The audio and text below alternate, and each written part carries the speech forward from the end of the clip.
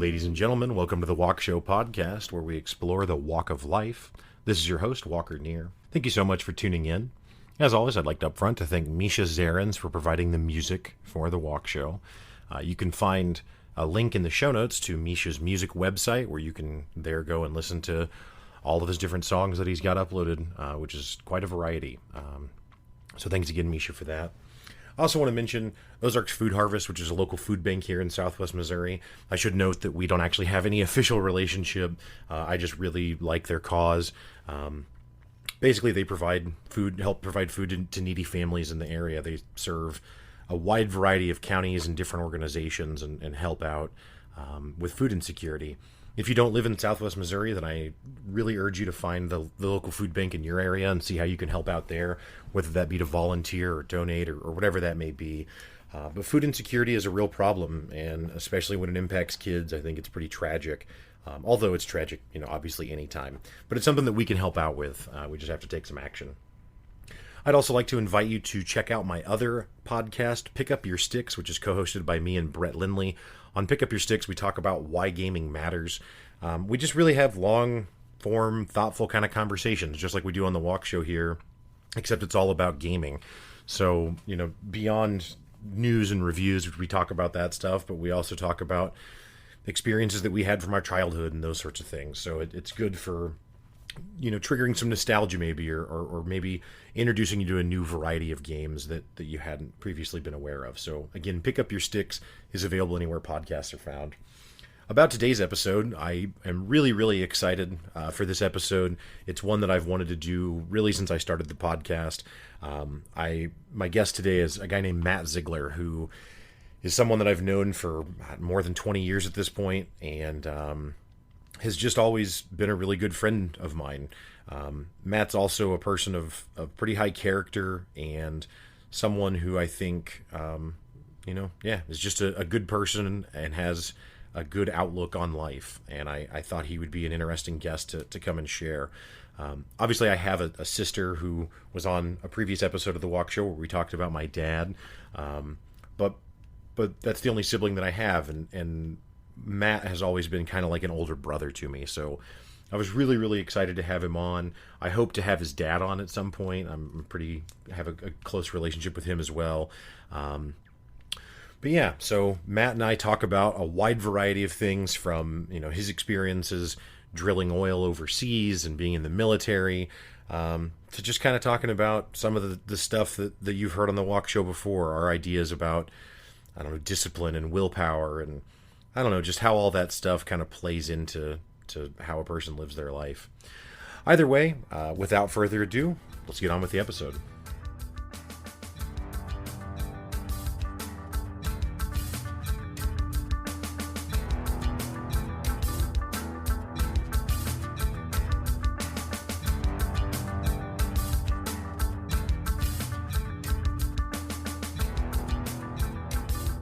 All right. Welcome to the Walk Show, Matt Zeigler. Thank you so much for stopping by. Thanks for having me, Walker. We tried to put this together a couple times, and we finally have, so this is cool. Yeah, man, for sure. No, it's super cool. So there's so much to talk about, really, but I've known you for 20 years now, I'd say. Maybe actually a little over 20 years, which is crazy. Yeah, that is crazy. It makes you feel old. It makes me feel old. Yeah, well, you are old. Shut the hell up. But yeah, so I'm just going to kind of start from the beginning for the listeners that don't know you. So I went to a Lutheran junior high school or middle school where your dad was actually the principal and one of the teachers. Yep. And that's actually how I eventually met you, because you were coming back and visiting, and came to the school a little bit and hung out just with your dad. Yeah. Because you're 8 years older, I think, than I am. How old are you? I'm 36. I'm 42. Okay, so only 6 years older then. Mm. Oh, okay. So, but yeah, so I remember so I was probably 14 when we very first started, met one another, and you were probably 20, 21, somewhere in there. And I remember the very first interactions we had was like playing basketball and stuff like that together. Yeah. Because when we first met, like, we've always gotten along really well, but because of the age difference and the period of time we were at in our lives, when I was 14, I couldn't hang out with you as a 20-year-old. Well, and I was coming in and out of the country too, so I would be gone for long periods of time and come back. Yeah, well, and I just mean like I couldn't really hang out with you and your peers because I was too much of a kid. Yeah. Still. Yeah. So In fact, I remember telling you that you were too much of a kid to go hang out at a party one time. Yeah, that was when I was a little older. I was like probably well, I was probably 16. Yeah. And you're like, I'm tall enough. I can fake it. Everybody will think I'm 18. Well, because 19, 20. I was like, no, everybody's going to know you're 16. Well, because everyone back then, people used to constantly ask me how old I was, and when I would tell them, they would always be blown away by that. Like, oh, no way, I thought you were much older. So I thought that would work, because I was 6'5". Yeah, at 16, you were taller than everybody. Right, but you still said stupid shit 16-year-old stuff. Right, yes. and you did let me go to a party when I was 16 or 17, somewhere in there, and one of the other people there eventually wanted to beat me up, and you prevented that, which was good. Yeah. Well, and so that's I don't. For those of you again that don't know, Matt's a Marine and a very macho kind of guy. So I don't mean to get mushy with you, but like, I don't have brothers, right? I mean, I have a sister, but she's 12 years older than me. We didn't grow up together, so I'm effectively an only child, and yeah, I mean, I've always just kind of thought of you as like an older brother to me. Like that's kind of. Whenever I was young like that, like, once I got into high school, you let me go to that one party, but that was the only time that I did that because it didn't go well. Yeah, can't have fights at your own party. No. At other people's party, you can have all the fights you want.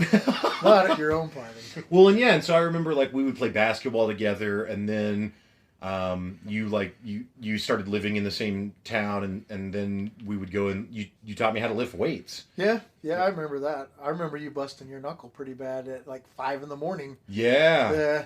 I dropped the dumbbell. I let it down and just kind of dropped it, and there was another dumbbell under it, and it just smashed my hand between both of them. I remember you sucking it up and continue to lift too, though. That was kind of impressive. That's funny that's the case, because I remember then going to basketball practice later that day, and I didn't try and sit out or anything, but my coach was super pissed at me that I had hurt myself lifting weights, because he was like, why are you lifting weights outside of the basketball program? And I was like, I'm surprised that you're upset that I'm trying to better myself. But anyway, so you kind of touched on it a second ago. Whenever I first met you, you were going in and out of the country, and this is one of the reasons that I wanted to have you on the show, is that I think you just have some really interesting stories. What were you doing? Why were you going in and out of the country? Well, at one point I was working for an oil well company, and we did subterranean seismic survey, and I had a job title as a vibrator mechanic. Yeah, and they were huge machines that shook the earth and recorded seismic anomalies or whatever. I don't know. The geologists figured that out. All I did was work on the electronics on the giant vibrator. I want to compare this to fracking, but I don't understand what that is that much either. But fracking. Did you mean to say fracking, or did you mean to say the other one? No, I meant to say fucking. Fracking is where they mix up the earth, right? Fracking's where fracking's where you basically force water down Mother Earth to push up the oil. Okay. Yeah. And it fucks up the water tables and stuff as well. Well, it pollutes water tables. I guess it caused a whole bunch of earthquakes in Arkansas. It basically destroyed Oklahoma for a little bit, but... It's Oklahoma, though. Yeah, nobody cares about Oklahoma. It's almost as bad as Kansas. It's almost as bad as Texas. No, Texas ain't too bad. You could go hunting with night vision in Texas. You can also drive for 12 hours starting in Texas and still be in motherfucking Texas. Yeah, that's a good point. That's like Kansas, though. You drive for 12 hours and you're still in Kansas, then you shoot yourself. So. Well, then you're in Colorado shortly thereafter, and then it's great. Yeah, Colorado is amazing. So how did you... you're the only person I've ever known that's had a gig like that. How did you end up working as a vibrator mechanic or whatever overseas. And where were you overseas? Well, I was in Kuwait for a little while, but then I worked in the Sahara Desert, Algeria. Actually, I was working in Algeria right before their civil war worked out. I don't know, whatever. So, doing that, and they canceled our contract. Oh, okay. At one point, they had body bags with everybody's name on it. Oh my God. Yeah, and then for a little while, the current government hired bodyguards to go to all the oil well rigs and oil exploration companies, and it didn't happen at ours. But later on, one of the bodyguards basically killed everybody at the oil well because he was a rebel in disguise, and that's when the company canceled it and flew everybody back. Wow. And is that when you stopped working for that company? Yeah, that's when I stopped, because it was like, hey, your next job, your next gig is going to be in India, but it's not going to start for a year. And I was like, well, what am I supposed to do for a year? Are you going to pay me? And they're like, no, we're not going to pay you. And I'm like, well, I blew all my money. I mean, I think it's pretty... And how old were you? 20? 21? I turned 21 in Kuwait, a country where it was illegal to drink. But I worked with a bunch of British people, and they basically brought a bunch of juniper berries and made their own gin, which tasted like turpentine, but hey. Got the job done. Yeah, it did. You wake up in the middle of the desert, and you're like, how did I get here, and why do I hurt? Right. So... The other thing I remember from that time was the schedule that you had was pretty interesting. Was it something like you would work so many weeks or so many months, and then you had a big block of time off, something like that? Yeah, I'd work for 6 weeks on, 6 to 7 weeks in country or on site, and then I'd have 3 weeks off. And so that you would get a plane ticket. They would basically pay for you to fly back to your town of origin for 3 weeks. And so I'd have basically, you get all your weekends at once. Is really what it turned into. Is you work for 7 weeks, no weekend every day, no days off. Sometimes you're working from sun up to sundown, and in the Sahara Desert sometimes during the summer it's like sun up to sundown's like 15 hours. It's ridiculous. And so didn't that afford you also? I mean, I know you came back here to visit your family and stuff, which is how we said, that's how I met you. But didn't you also go to like Europe quite a bit and like go to a lot of destinations there? Yeah, you could either take the airplane ticket or you could take the cash out. So if you wanted to, they would give you. Like, an airplane ticket from Kuwait to Springfield, Missouri is like $12,000. Right. Turns out a plane ticket from Springfield to anywhere in the continental United States is $12,000. Yeah. But go on. So you could opt out, and you could say, hey, just give me the $12,000. And a plane ticket from Kuwait to Amsterdam is only like $500. A plane ticket from Kuwait to London is basically the same. Pretty much anywhere from the Middle East to Europe, there's a lot of... It's like Florida. New York to Florida is like $10 because people fly there all the time. Right. The Middle Easterners fly to Europe a lot for holiday, and I guess a lot of people in Europe fly to places in the Middle East for holidays. Like the Ivory Coast, I think, is pretty popular. I mean, the Gulf Coast is the Gulf is beautiful. The coast there. There's a lot of religious history there that people go to, but. One of the funniest things I had, one of the funniest experiences I saw, I guess, not really had, was that you in Kuwait. I mean, it's a Muslim country, so it's very traditional. Can't drink, but the dress for women is very traditional too. So you're in this international airport in Kuwait City, and you see all these women in their burqas, or I think that's right. Yeah. Or in the black dress that covers their face. Right. So they all load onto this plane, and you don't know if they're 50 or if they're 60 or if they're 14 or whatever. Right. Then half the plane is full of burqas, the other half of the plane is full of Kuwaiti or Saudi men, and then the back part of the plane is where, us working stiffs had to sit. So then you land in London, and you see that same row of burqas go into the bathroom, and then you see like Kardashian wannabes come out. Oh, right. So underneath the burqas, they have all their westernized clothes and everything, and they're all very attractive. Olive skinned. Sure. Yeah, that was kind of weird and fun to watch. Huh. Yeah. Well, so I mean, because I guess you grew up kind of all over the country, but because your dad is a... Yeah, my dad's not only a retired principal now, Yeah. he's also a retired colonel from the Air Force. Okay. So, I mean, I was born in North Dakota, but spent time in North Dakota, Colorado, Nebraska, Alabama at one point, which I forgot, thank God. Right. So I'm not sure what happened in Alabama, and whatever happens in Alabama should just stay in Alabama. Right, right.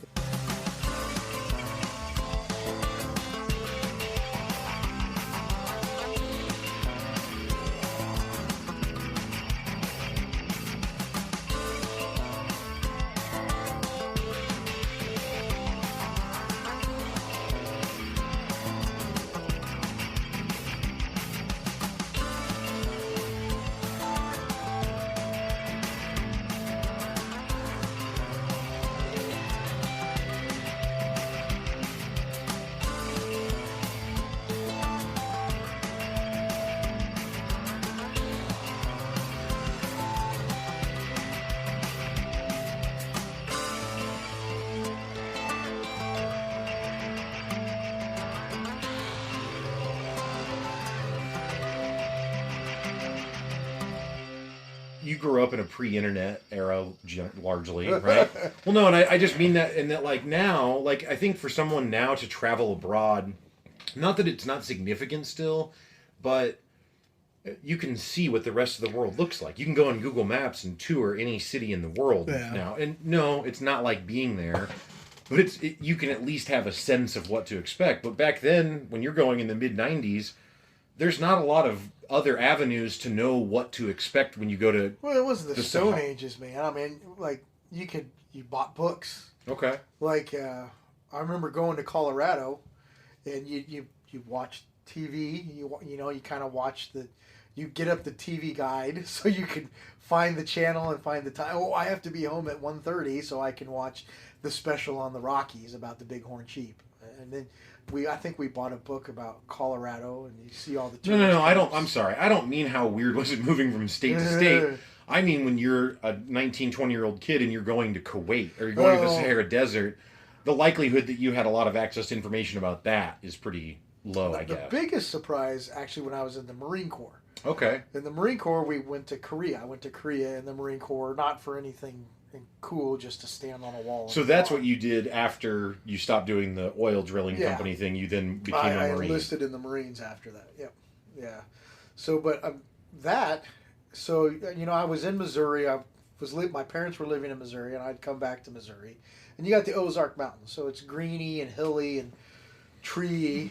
And then you get in the Marine Corps and you fly and you go to all these places. And we landed in Korea. We landed outside of Seoul. Well, landing into the Seoul airport, you fly over the Ozark Mountains of Korea, and it was literally the nature, the landscape looked exactly like Missouri, and then you see the architecture was completely different, and that was a big shock. So you're landing into what looks like home. Right. And then you get close enough to see the houses, and those are not Missouri houses. Right. Yeah, and they're not like crazy Japanese houses. The Koreans have a much more subdued, I guess, architectural scheme, but it's very Asian. It's very Korean. Yeah, I've never traveled abroad, but I did go to upstate New York at one point. It's the same thing. And yeah, that's what I was going to say. That's what I realized there. Like being up in upstate New York, it looked pretty much like being here, except the houses are all colonial style architecture, right? So they don't look like houses here do, really. They're all the flat fronts and all that stuff. And there was way less churches in upstate New York than there is here. But otherwise, it was kind of like being home. So Japan was different. Yeah. Landing in Japan was different. Because I'm not nearly as tall as you, obviously, but I'm pretty wide. My shoulders are pretty wide, and that was one of the harder things to get used to for the brief period I was in Japan. Because you take a shower and your shoulders are touching both sides. You lay on a bed and your shoulders are wider than the bed, and you're like, you think like the whole time you see things on TV and about Japanese, it's like, oh, it's a stereotype, it's funny, it's for TV, and then you get there and you're like, they really are that small. And now you know what it's like for me to live in America. Because all you squatty motherfuckers are running around designing everything for people under 6 feet tall. Short, fat people, right? Tall, fat people need love too. No, but really, like, it's funny because people will tell me, like, oh, I wish I was as tall as you or whatever. And, certainly being 6'5" has its advantages. It's probably a large reason why I've never been assaulted at a bar or anything like that, right? But... honestly, it probably would be better if I was, 6'2". Like, that's probably a good... 3 inches? Really? 3 inches make a difference. It does, because you go stand in front of a counter, like when I used to work in the kitchens, and the counter's just ever so slightly short enough that I have to bend slightly to work on it. I remember when you worked at Taco Bell. This was like watching an ogre hand me a taco. You're like, shame. oh look, you can see the guy's belly. Where's his face? The deepest shame was me working at Taco Bell, man. Because I was 22. I had just moved home with my mom, right? So I was failing at life, and I wasn't in college, right? So I'm failing at life. I moved back in with my mom. I go get a job at Taco Bell. And since I'm 22, well, that puts me at 4 years after high school graduation, which means that everyone else who's in my class that went to college is now a senior in college, right? Yeah. And the Taco Bell I worked on was on the MSU campus. Oh, man. I forgot about that. So constantly, I would see people who were coming to get drive-thru when they were drunk at 3 a.m. on a Friday. And they know me, and they're like, Walker? And it's like, oh, man, this sucks. Yeah. I had to take that. I remember you saying, like, my back is killing me. I was like, what do you do? It's like, I work at Taco Bell. It's like, there's nothing at Taco Bell that can hurt your back. And you're like, try being 6'5", working the drive-thru. Yeah, dude. I was like, oh, that's a lot of bending over. It is. And, or cars, so I drive a Hyundai Sonata now, which is not like some fancy car, but... I was shocked. It's a Korean car, right? I think it is. But Korean people are big. Okay. Like a tree. He's half Filipino. He's not Korean. Whatever. A tree is Korean. I swear he's in that Mongolian rock video. I swear I saw him in that. So, but yeah, whenever I was test driving cars when I was going to get a new car, I sat. Now it wasn't a new one; it was an older one. But I sat in a BMW 7 Series, which is like their biggest car, and the Sonata had miles more legroom than the 7 Series. I know, I couldn't believe it either, but it's because to be tall in Europe is to still be short. Especially in Germany. Right. But yeah, so something else that we touched on was kind of like, you'd showed me how to lift weights, and it's funny because anyone that knows me knows I'm not some athlete or anything and haven't been athletic in a very, very long time. I don't know if I ever technically was, but anytime I've gone to lift weights, I took very seriously what you taught me. And even though I don't have any right to be a gym snob, I very much am. Like when I see people doing exercises incorrectly, it bothers me. I mean, I don't go say something to them because... I'm not that guy. But I want to. I want to be like, hey, take some weight off. You're not doing the exercise right, you know? You're doing a back workout instead of a bicep workout. Yeah, exactly. Exactly. So how did you get into weightlifting? Like what's the history there? How did you know the stuff that you taught me?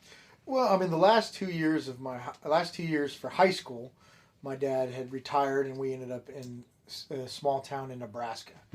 And so, you get to football, and when you're in a small town and you're the new kid, you don't really get into cliques.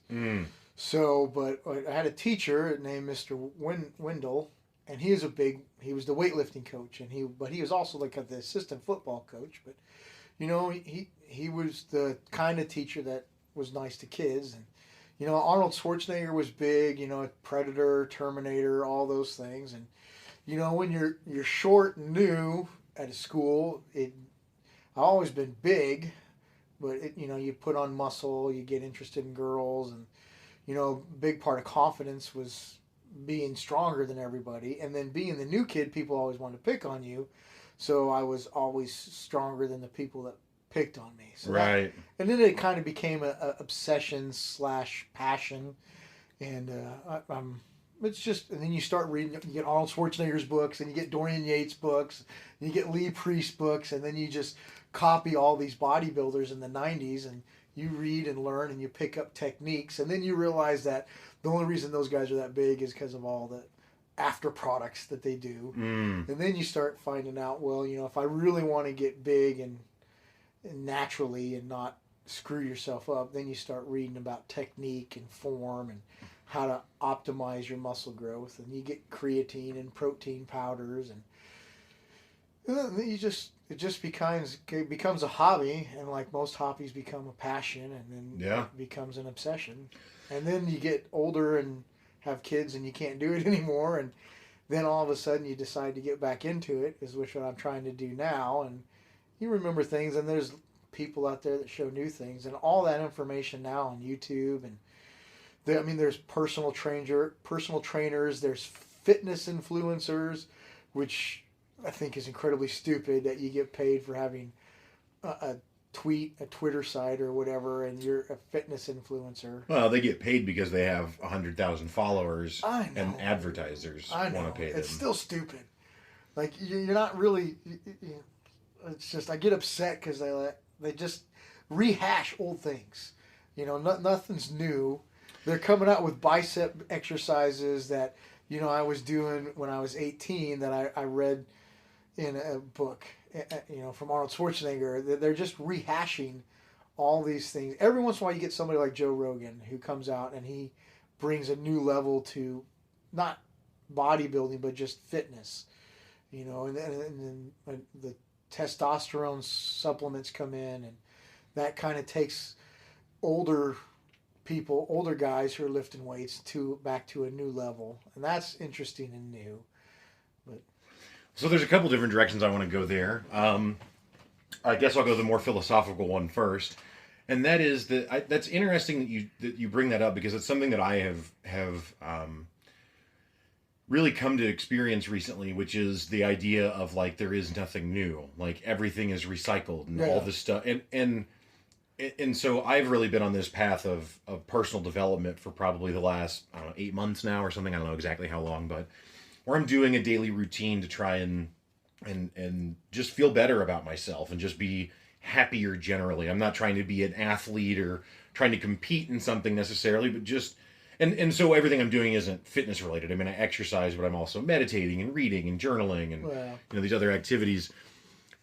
And so as part of that, I've also read some different books that are in line with that, like Discipline Equals Freedom, which is by a Navy SEAL, or The Power of Habit, and what's so interesting, or How to Win Friends and Influence People, which wasn't I didn't read that really for the same reason, but what's interesting is that like it is true that everything is just cliches, and it is true, and I think it's not necessarily cliches.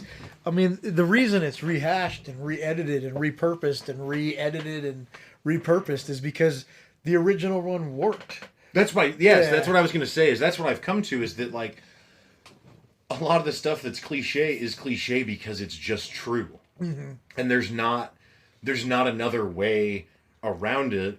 But I actually do think that there's value in finding new voices and new ways to position old truths, because it has the chance to resonate with someone in a way that it hadn't before, right? Yeah, I guess I can see that. I don't know. I mean, well, and I'm curious as to what your thought on it is, because I don't know. Like that's kind of the conclusion that I've come to. But it is interesting, and it's interesting to hear you talk about it in the weightlifting space and about techniques and exercises, because again, like when I'm thinking of it, it's more like behavioral ideas, right? Not just weightlifting techniques, but it's true. It's true everywhere, right? Well, like the human anatomy, the human body hasn't changed, right, since the 70s.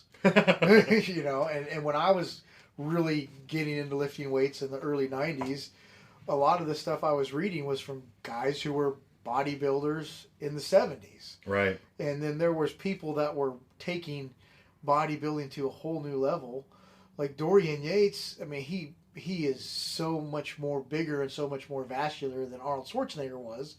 But it's not because he did anything new. It's because medicine and drugs developed new and took people in. But even philosophies, I mean, a lot of the philosophies that we have nowadays find their roots in, is it Voltaire?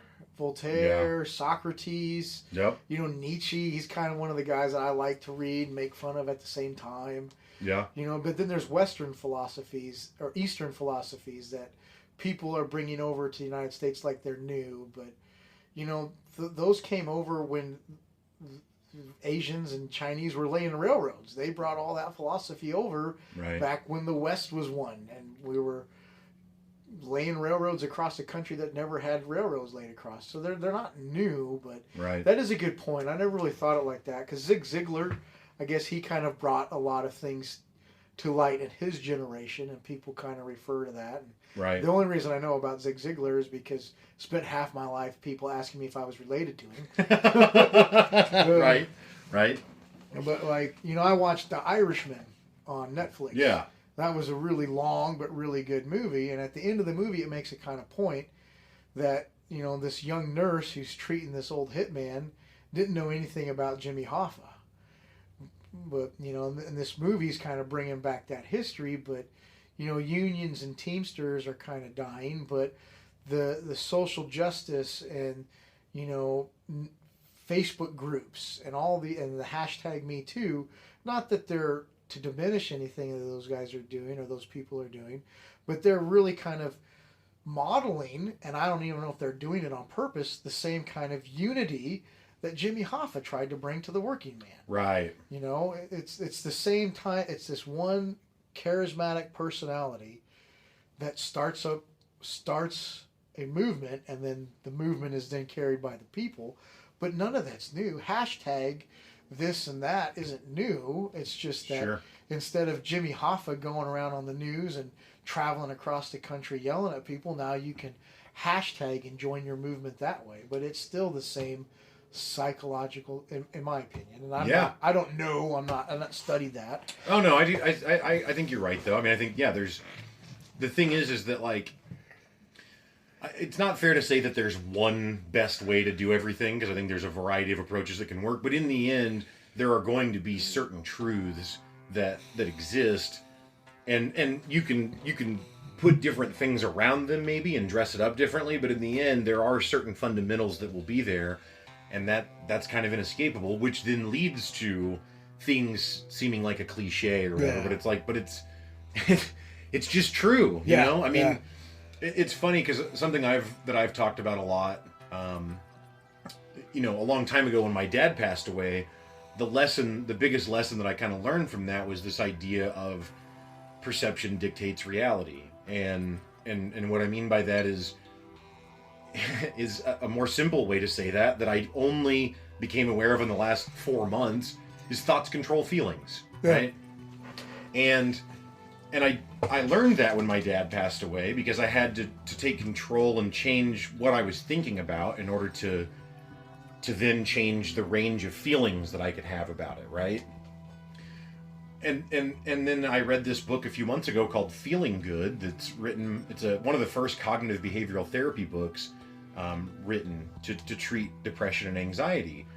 And that's his whole entire point in the book, is that thoughts control feelings. And so if you take control and take action to manage what the thoughts are, you can control what your feelings are. Now, again, just for the listeners, just to say, I'm not saying that I'm a psychologist. I'm not saying that I understand how to cure all depression and anxiety, or that it's all some simple thing.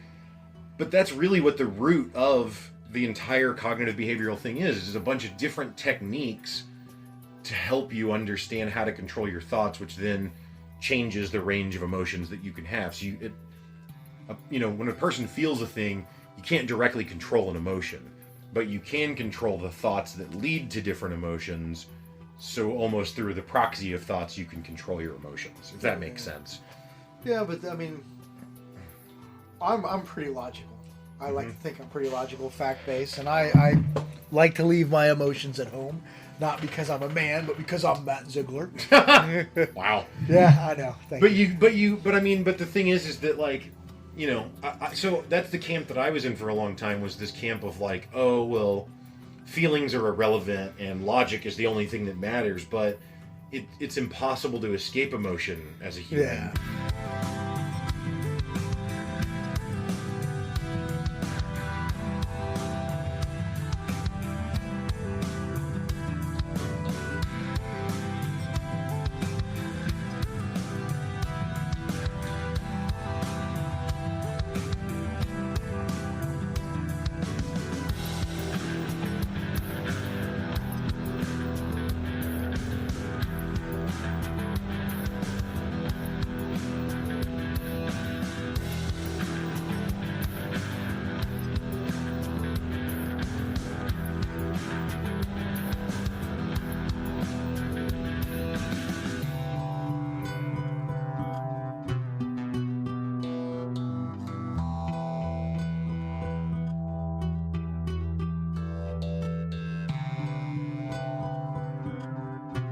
This is something that I've thought about for a long time, is this idea of, is there willpower? And you personally are the example of why I don't believe that there is. Really? Yeah. I would have never thought, because I think I have some good willpower. You just told me I have no willpower. I didn't say kick that. your ass! You won't. Yeah, shut up. But the reason that I say that isn't because you live an undisciplined life. It's actually to the contrary. It's because, in fact, you have a very disciplined life, but it's because it's what you want. It's not a force of will. It's like, one time you told me something that I would like you to elaborate on a little bit, if you don't mind, which was that you said that most soldiers, most people that enlist in the military, maybe most isn't fair to say either. I'm paraphrasing. There's a significant amount. Yes, there is a segment of people that join the military that don't join the military to be soldiers. They join the military because they want to be whatever other thing they think they can become out of that, an engineer or a doctor or whatever. Yeah. And not that those opportunities don't exist. But I said to you, I've never heard you complain about being in the military, whereas other people do. I've known other people that have signed up and gone, and then it's not what they thought it was going to be. I knew one guy that signed up to the Navy because he thought he was going to get into technology and communications equipment, and he ended up being a construction worker. And he was very dissatisfied with that. And I remember talking to you about that, and that's what you said, was that people that, a lot, again, not most, but there are people that join the military that don't want to be a soldier, and if you're going to join the military, it should be because you want to be a soldier, because that's what you are first. And that is probably what it was a long time ago in all the branches. That idea, and I'm a Marine, so I'm an ex-Marine, so I'm gonna always say the Marines are the best. You know? Sure. But if you take a look at the Air Force, my dad and my brother and some of my good friends are in the Air Force, and I'd give them a lot of flack about not being soldiers. Or my brother went to the Air Force Academy, and I'd make comments every once in a while like, hey, how's the chicken coop? Because you fly boys, big house, a bunch of chickens flying around. Okay. But a lot of people will join the Navy. The Navy is a city. An aircraft carrier is a floating city with doctors, with machinists, with a commander, with an executive, with a cook, with a person that runs the market. There's a whole bunch of people that just run an infirmary, from nurses to doctors. There's people that do laundry. There's firemen on an aircraft carrier. So everything that's in a city is also an aircraft carrier. And in that aircraft carrier, a very small amount, if any, are war fighters. And the war fighters that are on the aircraft carrier are pilots. And they're kind of a prestige. But the number of pilots on an aircraft carrier is super small compared to the people that fix the planes, the people that run the radar, the people that do technology, the people that do welding, the people that do construction. I mean, you have nuclear mechanics, you have diesel mechanics, all on an aircraft carrier. So when you join the Navy, I mean, there's tests and there's There's all kinds of things that they do to put you in what they think you will succeed at, or also what they need. You know, if you join the Navy and you want to be an electrician, but they need construction workers, well, you're shit out of luck. You're a construction worker. Right. Yeah, and the Army is really much the same way. They have a much bigger warfighting force, but still the people that support the warfighters are way outnumber the special forces. They way outnumber the grunts. They way out. I mean, there's a saying in the Marine Corps, and I think it goes across to all of the military, is POGs, people other than grunts. So a lot of people do join the military to get experience in a technical field. I mean, and you can go into the military to learn leadership skills and all that too. But I mean, a lot of people will go in to get a diesel mechanic education. Sorry, that's the Marine coming out in me. And you end up being a diesel mechanic after your 4 years in the Marine Corps, and you get a free education. Right. You know, Navy is famous for doctors. I mean, there's a kind of a saying in the Marine Corps that a lifelong Navy doctor is a doctor who wasn't good enough to be a private doctor. Oh, okay. So the Marine Corps, in proportion, has the biggest war fighters. Like a Marine Corps saying is everybody's a rifleman first. And then you're something else afterwards.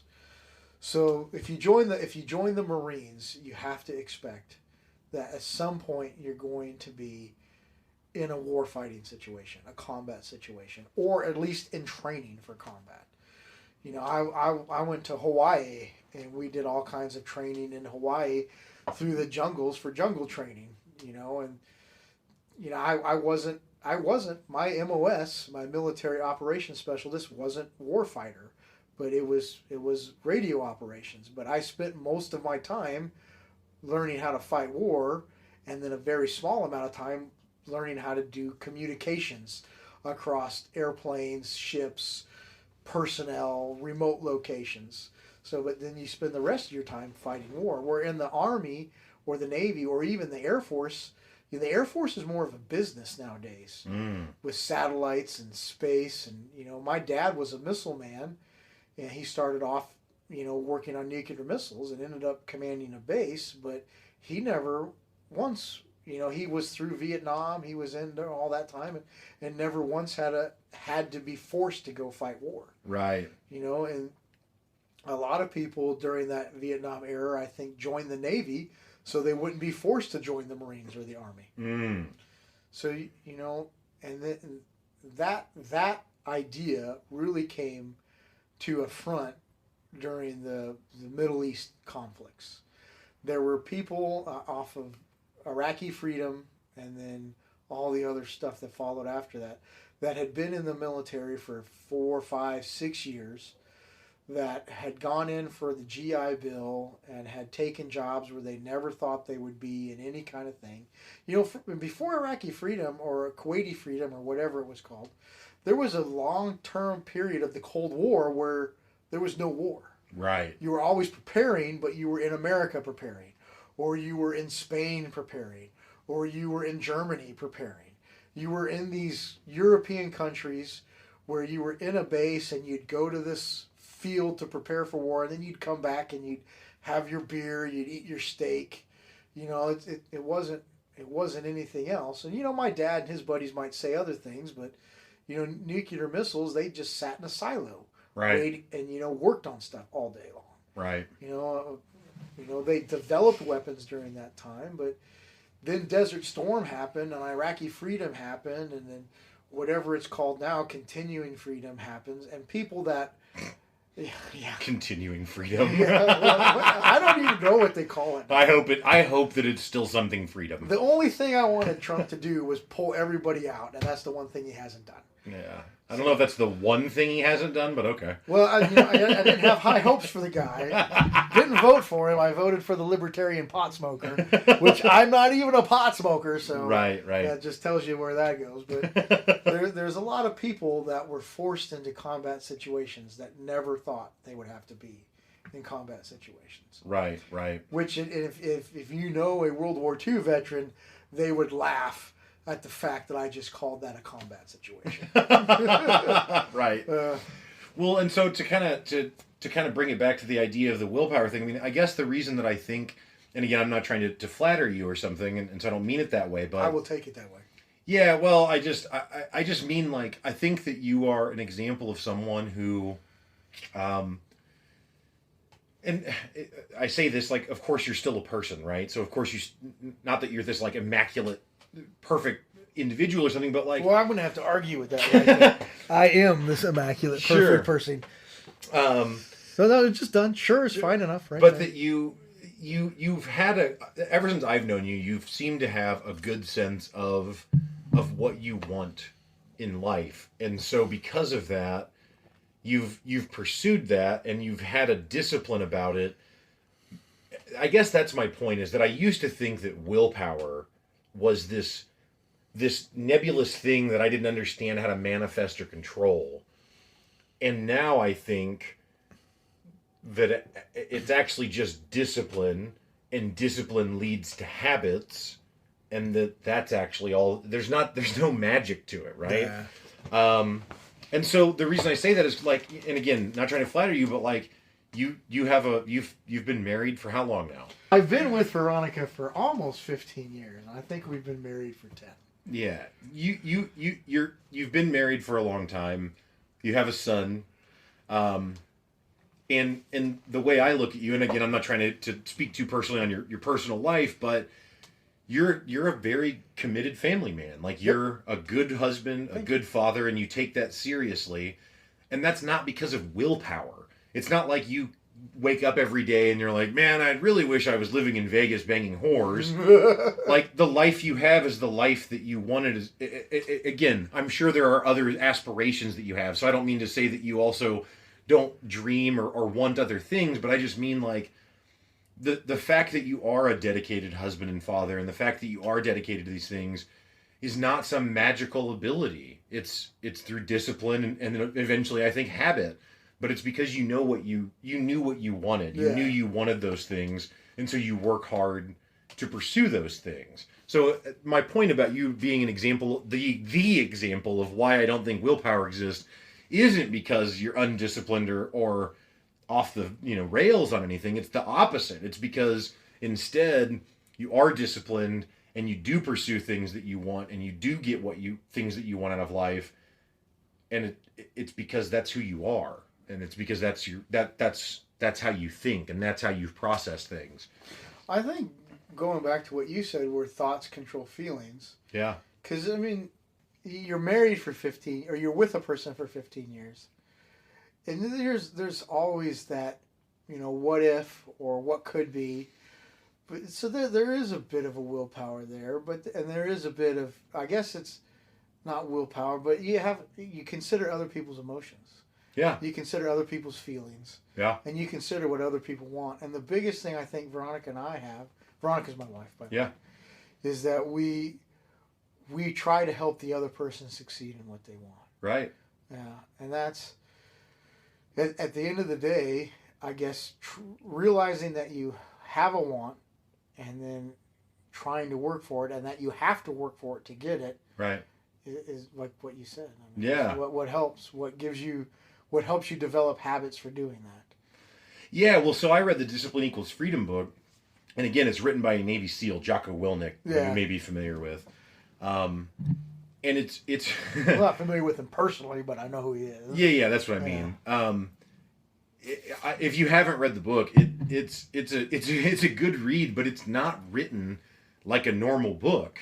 It's written like, and I'm not a soldier and never have been and would not have made it in that life, but it's written like a war manual. Like, the whole thing is about, like, you never know when the enemy's going to attack, so you have to be vigilant at all times. And, like, it tells stories about different world wars, and like, it tells one story about these guys that were holed up for months in this winter storm in France in World War II. These American soldiers, and they're trapped, they're stuck, they can't leave, but they're also not really under risk for attack because no one can get to them either, right? Yeah. And so they're there, and there's this. I don't know if it's a lieutenant or a captain or what he is, but the commanding officer of the area. And every morning he wakes up and he shaves. And eventually one of his subordinates comes up to him and they're like, Cap, you don't have to shave anymore. I don't think you have to shave, man. Like, I don't think anyone's coming. And he's like, it's not about like trying to look presentable for someone to impress somebody. It's about, this is my routine. Like, this is how I maintain my sanity, right? This is how I keep grounded, is to keep in these routines. And so, I mean, you know me, and you know I'm not some war fighter, right? I'm not a Marine, could not have been a Marine. So, while the book resonated with me a lot, it was also kind of intimidating because I don't look at life that way. I don't look at life as constantly being under attack and how do I be vigilant, right? But it resonated with me, but I was like, fuck, like, am I going to be able to maintain this? Because it's a lot. It's a lot to live your life like that. But then, right after that, I found The Power of Habit and read through that, and that resonated with me too, and it felt like kind of a continuation of Discipline Equals Freedom, because it turns out that when you have no habit or no routine, discipline is what you need to force that in. Yeah. But if you can get started, the power of habit takes over, and it's not this vigilance anymore, right? Like, it becomes habitual. Like, a question I used to always ask myself was, how is it that and it's an extreme example, but we'll use it. How is it that the person who runs in the Olympics, right? Yeah. How is it that you can go to them and say, hey, tomorrow morning we're going to get up at 5 and go for a run? And they don't, there's no willpower to this. They just do it. They just do it because that's what they do. Yeah, sure, no problem. But if you come to me and say, let's go for a run at 5 in the morning, I lock you out. You know what I mean? Like, you're out. Yeah. But and I thought that it was this magical willpower thing, but it's not. And if you're going to start it, it has to start with a discipline that, okay, I'm going to get up at 5 and go. But if you actually can manage the discipline to do it just for a brief window, it becomes a habit quicker than that. Just like when you and I used to go lift weights at 5 a.m. Yep. Yeah. At first it sucked, but pretty soon that's just what we did. We just got up at 5 and went to the gym. Then you're waking up at 5 whether the alarm goes off or not, because that's what you did yesterday. Exactly. Which is funny because you know that, like, going back to things are just rehashed and just presented in new ways. So that Navy SEAL, he's taking things that the Romans learned. Right. Yeah. You know, right. the Romans used to have a saying, "Train bloody, win easy." So, which is also, just to interrupt real quick, measure twice, cut once. Yeah. I mean, it is, right? Yeah, like, yeah. it's, anyway, go on. So, like, Romans military, the Tesserusai, or whatever you want to say it in Latin, I don't know how to really pronounce it, but so they would actually beat themselves up in training and have more injuries, not so much casualties, but more injuries and stuff in their military training. And then when they went and fought the Gauls, or they went and fought the Spaniards, they annihilated them and had very few casualties because they were, hey, you broke your arm. Well, I broke my arm yesterday, in training. I broke my arm 4 weeks ago in training. Well, I've had my foot smashed before, in all my training. And then the Romans kind of even took that from the Spartans. Yeah. Where they, at a 5-year-old child, hey, let's get ready for war. Right. I'm 5, Dad. Right. What about the puppy? I was like, well, kill it and go to war. Right. Right. So, but then you have, like, you were talking about routine. Well, more and more, and I don't know if it's so much anymore, but I remember, like, in the early part of this millennia, the 2000s, and even in the late 90s, people were like, my routine sucks. I hate my routine.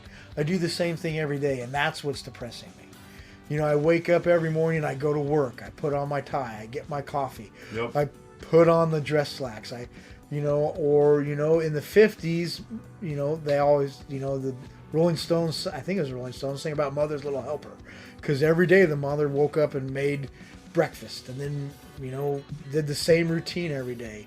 And for a while, and maybe even still, and people were like trying to break the routine, get something new. And that's a whole different other philosophy for happy, is don't have a routine. Do something different every day. But I don't think anybody's ever equated that to freedom.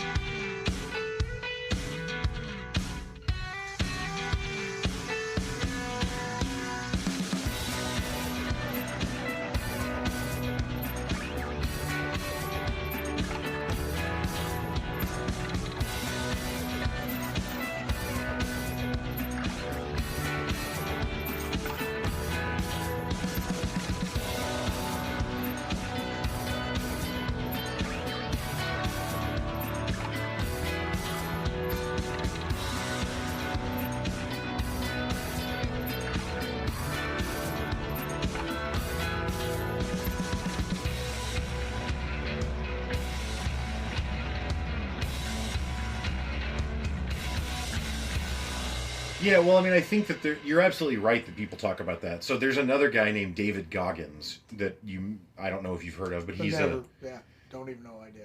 Oh man, last name's funny. But... When we're done with this, I'm showing you David Goggins. Okay. He is incredible. All right. He's also an ex-Special Forces guy. Him and Jocko are very similar in that I like both of them because they're motivational speakers, but they're like real motivational speakers. Like it's not some dressed up thing. They're very intense with it, but they're not wrong. You know what I mean? Like they're just honest about it. Like, hey, sometimes life sucks. You'll be okay. Yeah. You know what I mean? Yeah. Like it's all right. Yeah. So David Goggins came to fame because there was this CEO that hired him to live with him for a month, probably 10 years ago. And the CEO eventually wrote a book about it that was like 30 Days with a Navy SEAL or something. I mean, it's exactly what you're talking about. The CEO says that the reasoning was that he felt like he was trapped in this routine and he couldn't get out of this rut that he was in. So he invited this SEAL to live with him to kind of, jog him out of that, to introduce new things. Now, the Navy SEAL is way more intense than this dude ever imagined, which is why it's so hilarious. But anyway, so you're absolutely right that people can get trapped in routines, but I think that the reason that that's a problem is because it's routines that they don't feel like they're picking. Yeah. That they don't feel like they're in control of. Somebody's forcing the routine on you. Yeah, you choose to go to work to some extent, but unless you're willing to forfeit whatever your job affords you, or business or whatever you do, you're going to have to go do that, right? Yeah. So it's chosen, but it's not, or complicated. I mean, just because you go to, that's where people quit, Right. This job's forcing a routine that I don't like anymore. Right. But I think that if let's say you want to develop a new trait, a new hobby, a new habit, whatever, you start with discipline, and if you can just be consistent for a little bit, it'll turn into a habit. And assuming it's one that you've picked because you wanted it, I don't feel like you would feel that trapped away. Yeah, well, that makes sense because you're picking your routine. Right, exactly. I mean and this is not something that I don't know if this is valid at all, but it's a thought that I've had, which is that I think that one of the benefits of picking goals is that I think that the human mind is wired to solve problems, and I think that whenever you set goals for yourself, you're kind of setting problems. Now that doesn't mean that you're not going to have other problems, and I something I talk a lot about on the show is nuance and balance and that sort of thing. And what I mean by that is that there are certainly problems that people have that have nothing to do with their perception or how they think or feel. So I don't mean to paint everything with some stupid brush of like, well, it's just what you think about it, because that's not true. Yeah. But it's also not true that everything that people face is not something that they can fix by thinking differently or perceiving differently or acting differently, right? So anyway, I think that because our brains are naturally wired to find problems to solve on an unconscious level even, that when you set goals, you build a framework that you have picked that is the problems you're going to solve. And if you don't have any goals, what ends up happening is that your mind is still going to find problems. And instead, they become a lot more chaotic because the problems almost seem to manifest themselves out of nothing because you're not choosing them. So I think that, and again, not that this is the root of all depression and anxiety or anything like that, but negative thoughts about yourself, you know what I mean? Thoughts about that you're not good enough and negative self-talk stuff, I think comes from not having goals because your mind wants something to solve. And when you give it nothing, it's like, okay, well, I'm going to try and solve myself then. You see what I'm saying? It's always hard to solve yourself. It is. And then, but goals are tricky too, because some people set goals that they can't achieve or they expect to achieve too soon. Yep. And I don't know, people say, a friend of mine, Justin Feeney, he's like, everything in moderation. I was like, well, yeah, that's fucking easy to say.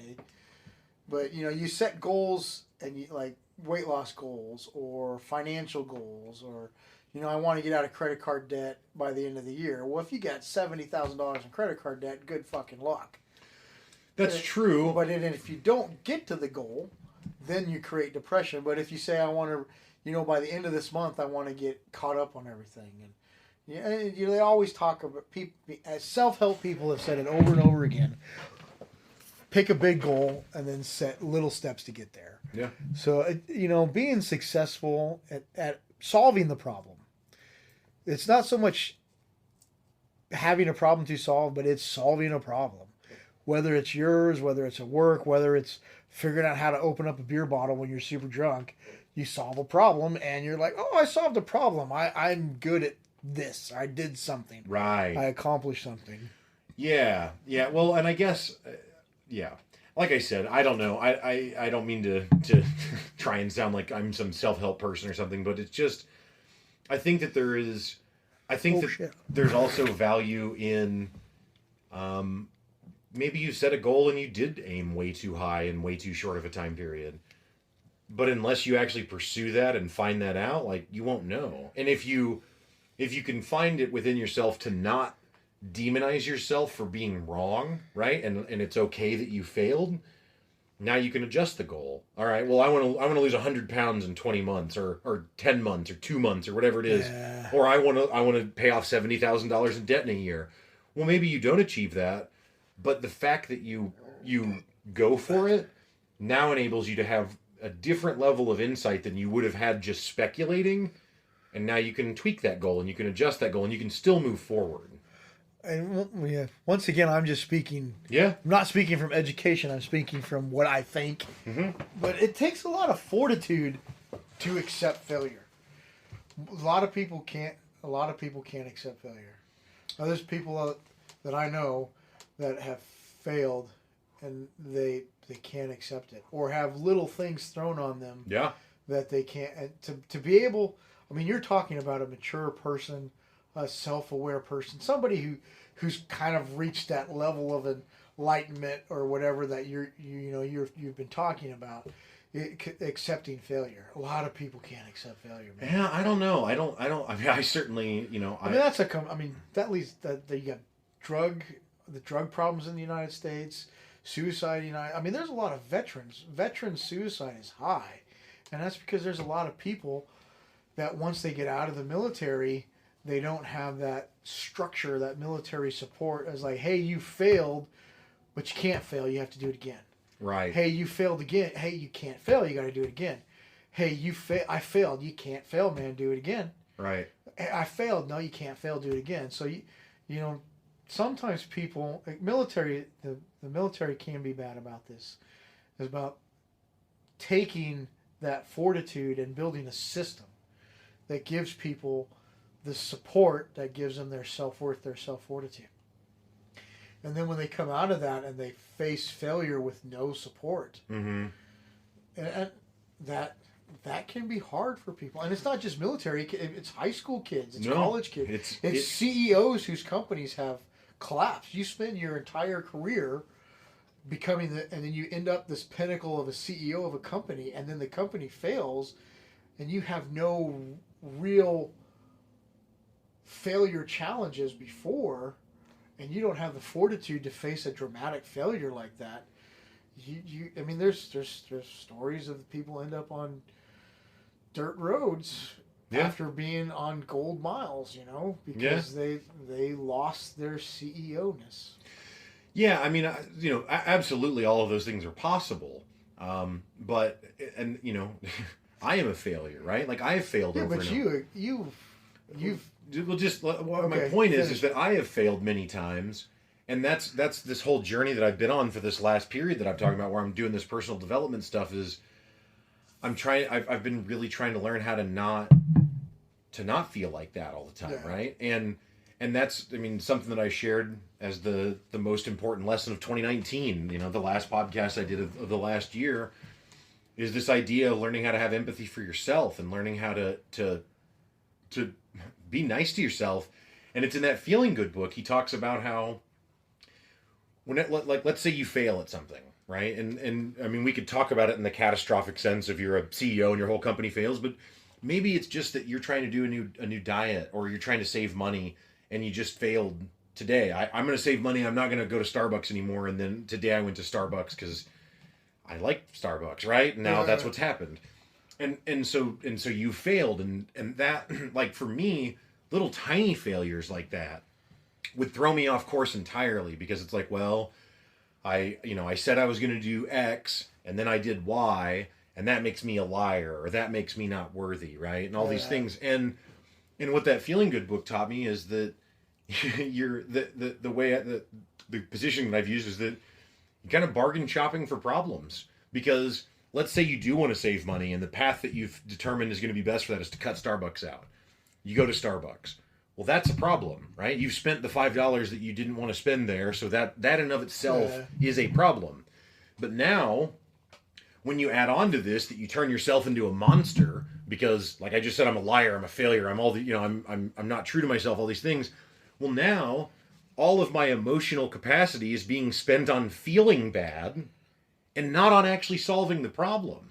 So you've actually got two problems now. You still spent the $5. That's already true. And now you feel like shit because of it. And the feeling bad and the self-monsterization does nothing to solve the other problem. And I know that because I've spent my whole life telling myself I'm a monster when I mess up. And I didn't ever change anything. So the shame isn't powerful enough to move you. And so instead it's like, if you can find a way to not demonize yourself and find a way instead to pick yourself up and try again, which I don't mean to quote a Leah and Timbaland, but there it is. Then there's another way forward. And in that Feeling Good book, he actually goes so far as to say that it's actually irresponsible to beat yourself up like that, because you now spend your time and energy dealing with the fact that you feel bad instead of just dealing with the problem. And so it's actually irresponsible in solving the problem, because you're dealing with feeling bad, which you made up because you failed. You know what I mean? And I agree with that 100%. Yeah. I mean, one of the things that I've kind of, I guess, put my work life around, or whatever life around, is I do what I need to do when I got to do it. And then if I screw up, I do it again. Yeah. Or do whatever I need to do now. Like, if you have a problem and you fail, your next problem is to succeed. Yeah. But I'm, divorce is a good one.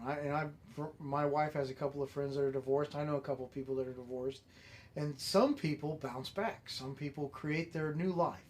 Some people, you never would have known they were divorced, the way their attitude is. They get new jobs. They take promotions. They move forward.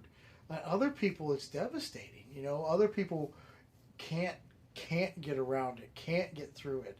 And I think maybe that book should, that book, what was the name of that book? It's called Feeling Good. Honestly, dude, anyone that has depression or anxiety, I cannot suggest the book enough. But honestly, I think that everyone should read the book, whether or not you think you're afflicted with depression or anxiety or not, because even if it's not something that's chronic, I think everyone has periods where they have depressive thoughts or anxious thoughts or whatever, and the techniques in the book are powerful, man. I think a lot of people, especially in Western society, where success is so important. Yeah. I think a lot of people in our sphere of consciousness don't have that mentality. Yeah.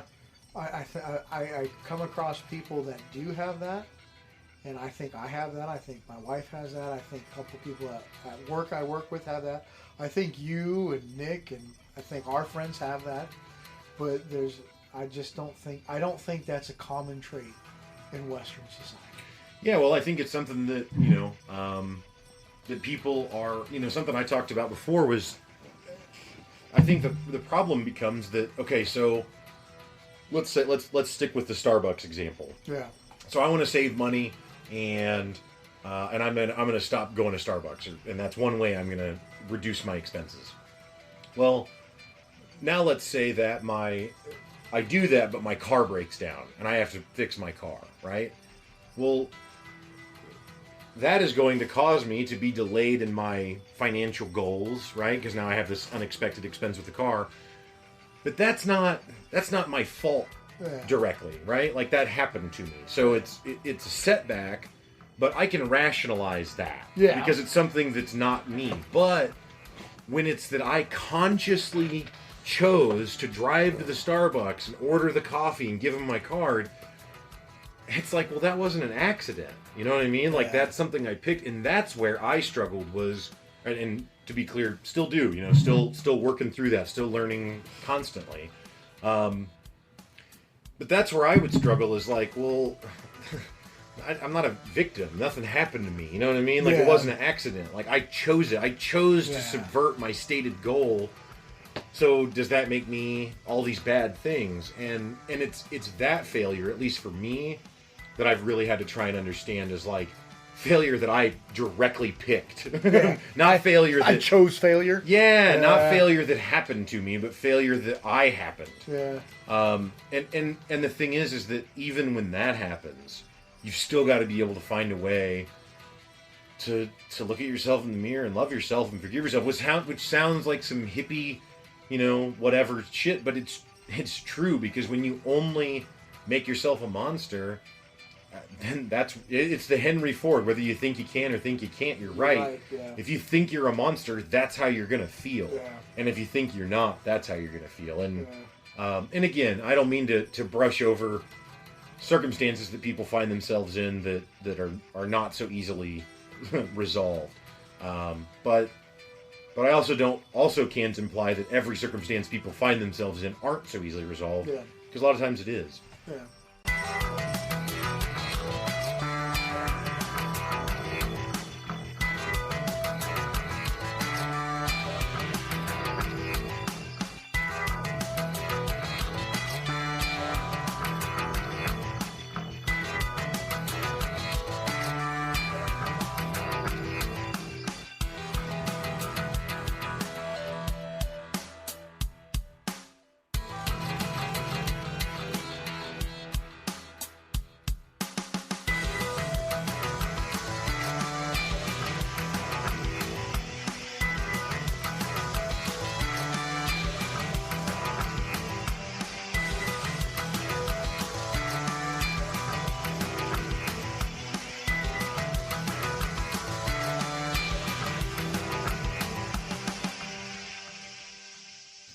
So, rewinding, I don't know, 30 minutes now or something, but we were talking about weightlifting and rehashing things, and then we brought up Schwarzenegger and those guys from back in the day.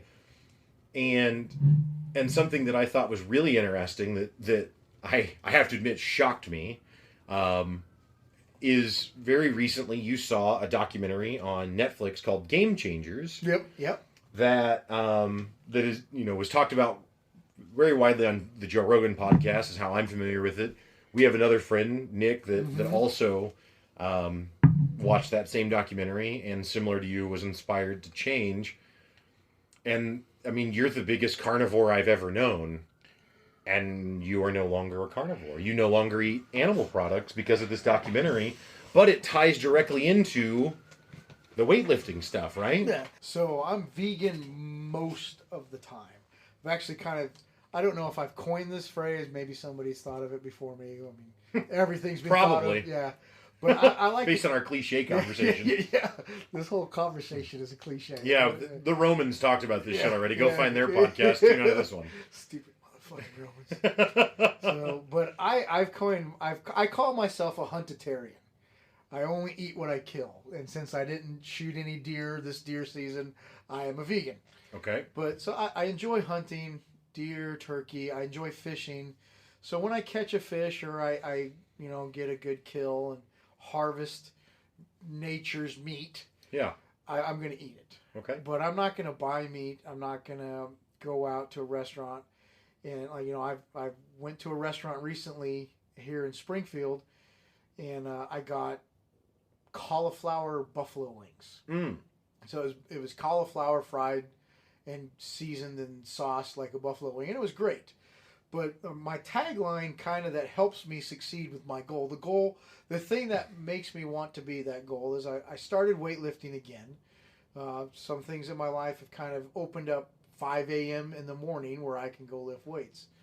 And I was doing that for a while, but my knees would hurt, my elbows would hurt, my shoulders would hurt, and I would have to stop. And I would stop for a week or 2 weeks before the inflammation would go down. And I watched Game Changers, and the thing that struck with me is Arnold Schwarzenegger had been doing a vegan or a mostly vegan diet for maybe the last 10 years is kind of what I picked up from the show. And he's always kind of been one of my heroes. I don't take marriage advice from him, but I do take weightlifting advice from the Sure. guy. So, I decided to try it January 1st. I did it for about a week, and then I started back at the gym. And my inflammation in my joints was gone. Mm-hmm. It didn't hurt. I really enjoy lifting weights.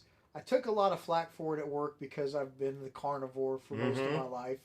At one point in my life, a friend of mine gave me a Slim Jim beef jerky bouquet for Valentine's Day. And that was the best Valentine's Day present I ever got. I have a one-word response to that. Ew. Go on. Ooh, it should be delicious. No, Slim Jim is not real jerky. It's so gross. Well, it wasn't just Slim Jim, but Okay. it was college. Slim Jim's Okay. cheap, but it was a lot of jerky style meat. I think there was a giant summer sausage in there, which we can all infer different kind of innuendos off that. But Sure. So fuck your listeners who are doing that right now. Well, you know all of them. Yeah, so the dozens of listeners all know you. So anyway, no, I'm kidding. Yeah. So that was kind of, and my wife didn't really believe my brother and my niece and my niece and nephews have bets on when I will fail on this diet. I would like to bring up, completely unrelated, that you and your groomsmen had bets on whether or not I would pass out from standing as a member of the wedding party at your wedding. Yeah, and unfortunately you did not. I was really kind of hoping for that. I'm a man, Matt Zeigler. No, you're not. Tell me more about your cauliflower You're a buffalo Sasquatch. wings. Go on. You're a Sasquatch. Yeah. In fact, completely unrelated. I remember a time we were playing paintball in Aurora, and you come out of the woods, and my friends who have never met you said, it's like a Sasquatch is playing paintball with us. Yeah. So you are a Sasquatch. Okay. Not All so right. much a man. Okay. But yeah, so that seems to work for me. I cheated for Valentine's Day. I took my wife out to a nice restaurant, and I had lamb, and she had sea bass or whatever, not Australian, Brazilian, Chilean sea bass. Ocean's yeah. End. No, we went to Char. Oh, okay. And they brought me a salad. They brought me a romaine salad, but it was a full leaf. Like, the leaf was bigger than my head. And I'm like, how am I supposed to eat that? Right. Like, cut it. I was like, it's not a steak. It's a leaf. Are you Right. supposed to cut it before you bring it to me? You have some lazy shoe chef back there? I'm paying like $100 for this meal. Cut my fucking salad for me. So, Him's whittle. Him's afraid of the salad. it's a salad. I shouldn't have to use a steak knife on a stupid fucking salad. I'm afraid of this big old salad. I'm going to kill you with the steak knife. The podcast just went completely off the rail. I'm sorry, listeners. Please continue your story about how you've changed your diet to be more healthy and reduce inflammation and lifting weights. So that was my goal. Yeah. That was my goal, was to lift weights every day. And to lift weights every day, I needed to change my diet. The NFL supports plant-based. I don't want to say vegan. Well, Because vegan implies all kinds of stupid feelings and political shit. Well, that's what I was going to say. Is, I mean, to your credit, and not even just being dismissive, but just legitimately, yeah, the term vegan or whatever does have a lot of political implications and whatever. And I understand that your position is not based on that. It's just based on you trying to feel better. Yeah. Right. Yeah. So that's fair. Getting back into the gym, and my tagline at work, and a friend of mine at work actually came up with this, but I really like whiskey, and so I gave up meat for whiskey and my woman. Because I really like my woman. Right. Yep. Right. That's awesome. So you're back into lifting weights now, and I mean, did the Game Changers documentary? And the reason I'm bringing this up is because Does Netflix paying? Like, we should get royalties from the book that we've talked about, and now from Netflix. Yeah, no one pays me. Yeah. And I mentioned the Ozarks Food Harvest usually at the beginning of these shows, and they don't pay me either. Although it would be weird for them to, because I'm bringing them up because I want people to donate. Anyway, Yeah. No, but the reason I bring it up isn't just to promote the Game Changers documentary as much as it's that I would have never thought in my entire life that I would hear you agree to a vegetarian diet. And I don't mean that. I'm not trying to be flippant. I just really mean that. I would have never, Nick doing it wasn't that shocking because Nick, whatever, he could do anything. But Well, Nick used to be a model and worked in New yeah, York. but you're a Marine and an oil driller, and you like It's metal. called roughnecking. Yeah. I do love metal. That's what and that The means elements the music. and the music. Yes, exactly. And so that's what I mean is like I just wouldn't like all the things, the stereotypes, frankly, that I associate with your character. I wouldn't have guessed that you would become a vegetarian or go to a plant-based diet, we'll say.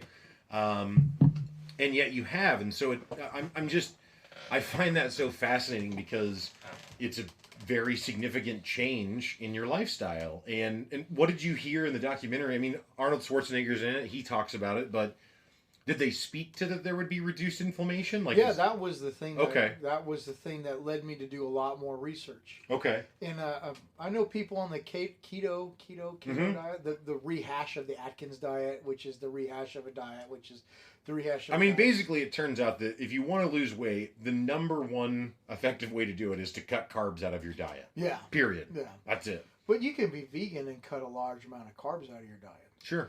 And there's all these diets, but really it's processed foods. There's the gluten allergy that everybody has nowadays.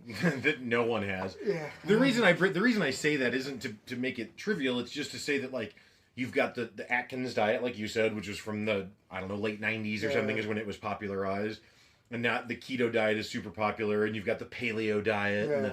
But all of them, the thing that they all have in common is that you don't eat bread. Yeah. You don't eat carbs, or processed foods is another way to say it, but it pretty specifically is carbs. Is what's getting eliminated. I did a lot of research on it, and you can find people that say, "Well, I went vegan, I gained weight," and then you realize their version of vegan is donuts. Oh my God! Unrelated again. I know. Okay. So years ago, there's a show called The Boondocks that used to be on Cartoon Network. Maybe it still is out. What is it? Boondock Saints is the movie. Okay. Yeah, Boondocks is very different than Boondock Saints. I'll show you after and explain why.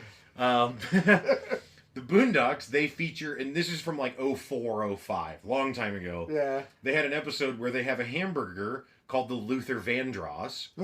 That's awesome. Except that it's a hamburger and the buns are donuts, right? And it's like, oh, how hilarious, how ridiculous. KFC legitimately has a chicken sandwich now where the bun is donuts. Yeah. Right. So we've come full circle into that. My wife just texted me, "Can you bring some bacon and eggs home, please?" I was like, "What the fuck am I supposed to eat?" I guess I'll have pancakes. But anyway, I derailed there. But so yeah, you were just saying that you'll find people that say, "Oh, I've switched to this plant-based diet and it didn't work," but it's because they're leaning into donuts and things that aren't. They're eating. Instead of eating meat, they're replacing their cravings with processed wheat. Mm. And then that doesn't. I mean, that's something everybody agrees that we should cut out. Right. So and I guess my only exception to the vegan diet, plant-based diet, is I do like pizza. My son likes pizza. Me and my son, one of our things is when my wife goes out with her friends, me and my son go out with pizza. Nice. So I'm not gonna give that up. So I eat cheese on pizza, but I don't eat hamburgers. I don't put cheese on anything. I don't try to substitute cheese on anything but pizza, and that's more of a relationship with my son kind of thing. Right. So, but yeah, I kind of call it my midlife crisis because I'm variably in my midlife. But while watching that show, I started thinking, I like steak. I love steak. Sure. I love bacon. Yeah. I love bacon and eggs. I love Polish sausages. I love smoked briskets. I love grilling. But all that eating that steak, it only satisfies me for 30 minutes. Where working out, I have all day satisfaction. Drink my dad and his friends, they're retired friends, they're moonshiners. They've kind of come into that moonshining. So drinking whiskey and rye whiskey with my From dad. Air Force Colonel to Al Capone. Anyway. It's not illegal. It's only illegal. Well, and I don't think my dad would appreciate me saying this, but my dad tells a story. My dad used to live in a dry county when he was younger, back when dry counties, and Prohibition. My dad's not old enough for Prohibition, but a lot of people don't realize that after Prohibition, dry counties existed for a long time. Dog Christian County was dry for a long time. Yeah, and you can go to places in Arkansas, and I think Tennessee has dry counties. Jack Daniels is is brewed and made in a dry county. It's illegal to buy alcohol in that county where Jack Daniels is made. So dry counties still exist. And my dad tells a story when he was in college that he would used to drive to a non-dry county, buy a carload of beer, put seat belts around the beer, and then bootleg it back to the dry county he lived in. So, it's not so much, it's something that just kind of... Well, this isn't the first time that I've been involved with something that your dad doesn't appreciate, so it'll be just fine. Yeah. But, whiskey and my woman, that's the tagline. Yeah, well, so it's funny because you just actually demonstrated exactly what I was talking about earlier, which is that, case in point, your switch to this diet is not based on some magical idea of willpower and some thing where every day you wake up and slam your head into a wall to talk yourself out of wanting steak. Instead, it's that what you just said is, if I eat steak, I feel great about it for half an hour, whatever it is. Yeah. But if I work out, I feel great all day. Yeah. And so yet again, it's being aware of what you want and being willing to pursue that thing is what makes it look like willpower. Yeah. And it's actually just, fulfilling a want. Discipline and habit. Exactly. Yes, Yep. exactly. Yeah. Because all people are motivated by desire. All people, that's what How to Win Friends and Influence People teaches is all people are selfish. And that's the word selfish has a really negative connotation, at least currently, but it's not that. It's literally all people, every action is motivated by self-desire. Even if all of your actions are philanthropy, you do it because you feel good about it. Yeah. And that doesn't, to be selfish is not to be evil, right? Well, selfish is, like you said, selfish is a negative word. Selfish implies you're only doing it for yourself. But you are. That's my point, that's actually the truth. But when other people say the same thing, other books, other self-help people say they don't use the word selfish. You need to love yourself before you can love somebody else. Yeah. That's a common phrase. It's a cliche phrase, but it is so fucking true. Well, if you hate yourself, if you're upset with yourself, you're always going to be upset. Yeah. We had a friend that moved, and you made the comment, and we have several friends that move. So, and you've made the comment a couple times, no matter where you go, you're still there. Yeah. Yep. So if you're moving to get away from a situation, that's one thing. I can't live in this house.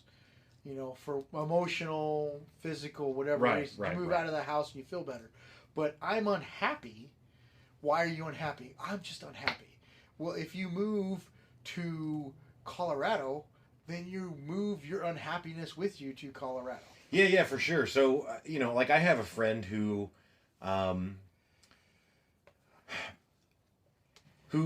throughout his life has been in different situations where he's basically just gotten punked by somebody. And like, I'm trying not to out this person, but like, for example, like there was a period where he was dating this girl who still hung out with her ex-boyfriend, right? Yeah. Which, that in and of itself is kind of weird. Yeah, but it's not that uncommon. Sure. Except that this ex-boyfriend at one point slapped my friend in the face while they were in a public venue, right? Was it at Ernie's? No. I don't know where it was, but it's some bar. It's irrelevant. But the point just being that, like this person is a very nice person, this friend of mine, but they find themselves getting, again, I don't know a better word to use than punked by it, right? Well, they found themselves, now they have this new career, and they found themselves in a situation in their work where this person wasn't slapping them because they're at work, of course. Yeah. But this person was basically treating them in a very poor way, very similar to these other situations, like the ex-boyfriend of the new girlfriend kind of thing, right? And they were talking to me about it, and I just said, at one point I said, I think there's a lesson that you need to learn here, and I think that I don't know exactly what it is, but there's something about the way that you're interacting with people where they think they can get away with this. And so I think you need to find a way to stand up for yourself or to push back on this stuff. And my point with that, and eventually he actually did resolve the situation and is now in a different place with his job because of that. But my point is just that, like, is exactly that wherever you go, there you are, yeah. right? Like, it's if you have things that you don't know how to deal with, they will continue to present themselves until you learn how to deal with it. Yeah. And not even because I think the universe is like seeking you out to present you with it, but just simply that in the roulette of life, eventually you're going to land on X, and if you don't know how to deal with X, it's going to suck really bad. And then you finally escape it, and then the roulette spins, and you don't see X for a long time, and then bam, X shows up again. Yeah. And if you don't know how to deal with it, it's gonna feel really powerful all over again. To go with the whole Vegas kind of gambling, every table's got an X. Right. Yeah, no matter where you move, no matter where you go, there's always an X in life. Right. But yeah, so I don't know, man. I think that, like I said, I was just really fascinated by the idea that you had made such a significant change. I mean, diet is something that is very fundamental to life, right? Like what you eat is how you live to some extent. And I thought it was really fascinating that you made such a dramatic change. And again, that it's not, I'm so glad that you explained it tonight the way you did, because it's again, not an example of some willpower. Nebulous idea of willpower that's not something that people can control. And instead it's an idea of understanding what it is that you want and pursuing that thing. I guess I never really thought of it like that, but that's the way it is. Right. If I wouldn't have developed a theme, right, or some desire, weights, whiskey, and my woman, I would have never been able to be vegan. Right. Well, we could probably talk for 20 years like we have. So we'll save some for another time. But I really can't thank you enough for coming on. And like I said at the beginning of the show, not to be mushy with you, but you've always just been kind of like a big brother that I otherwise didn't have, and you've been someone that's been. Before I end the show, I'll tell another story real quick. I remember one time we went and played basketball. I don't even know if you all remember this. We went and played basketball at the local YMCA. I was in high school still, and we showed up to the gym, and the game was just starting, and we were like, "Hey, can we get in?" And it turned out it was 4-on-4, so we could get in because we would make it 5-on-5, a full game, right? So they let us join, but we weren't playing shirts and skins or any. There was no easy way to tell who was on what team. Teams had just been determined. If they shot for teams, it doesn't matter. Either way, I remember this. I know where you're going. There's two different teams established, and so we're like, "Hey, can we get in?" And they're like, "Sure." These 4 guys are on this team. These 4 guys are on this team. So we start playing, and pretty quickly, a guy drives to the basket and goes for a layup, and I volleyball spike it. I mean, I just toss it off the court, right? And I didn't shout or get in his face or anything, but just playing. Yeah, but I spiked it, and that was it. I mean, it was a play. It was what it was. And this dude was so heated, and he gets in my face, and he's like, what's your problem? Why did you do that? And I was like, I don't know. I mean, don't bring weak shit into the lane, I guess, being the idiot that I am. And he was like, "Yeah, I'm on your team, you fucking asshole." And I was like, oh, that makes so much more sense why you came to me with this shot, because I'm on your team. Yeah, I was setting a pick for him. And I was just like, "Hey, man, that's my bad. We just got here. I didn't realize it. I wasn't trying to punk you or whatever. That's my fault." And he didn't let it go, and he continued to get aggro with me and to talk shit and to try and be tough with me. And I don't know what all he said, but he was being really aggressive, and you just grabbed him, and you were like, "Look, man, I'll tell you what. You can hit him one time, and then after that, you got to hit me." Yeah. And he didn't say anything else. He let it go real quick.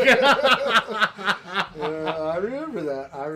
Yeah, and so anyway, that's just a very small story and a silly one, but just an example of how how I've always thought about you and how you've always been there for me, and I cherish you a lot, man. So thank you very much for coming and doing the show with me. Well, thank you. I appreciate it. And just that, since we're throwing love around, I'll throw some your way. Moving around a lot, being in and out of the country a lot. You've been my friend for 20 years. And some friends come and go, and you've not really gone anywhere. You've always been here, but I appreciate that you've always been my friend. I appreciate that when I call, you call me back, you text me back. I appreciate that, we can not talk for months and then talk again like we were talking yesterday. Yeah, man. I love you too, man. Yeah, man. Well, let's go get a veggie pizza and call it a night. All right. All right, man.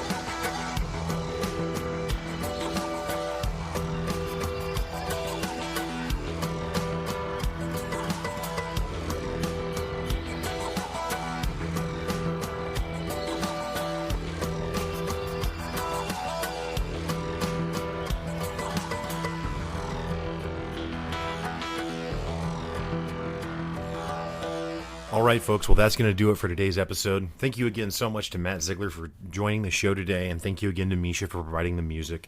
As always, I invite you to follow me on social media. You can catch me on Twitter at The Walk Show Pod, Facebook and Instagram at The Walk Show. I also have a website, thewalkshowpodcast.com, which has recently undergone significant renovations, so I highly suggest you check that out. In the meantime, hope you guys have a great rest of the week. Stay up.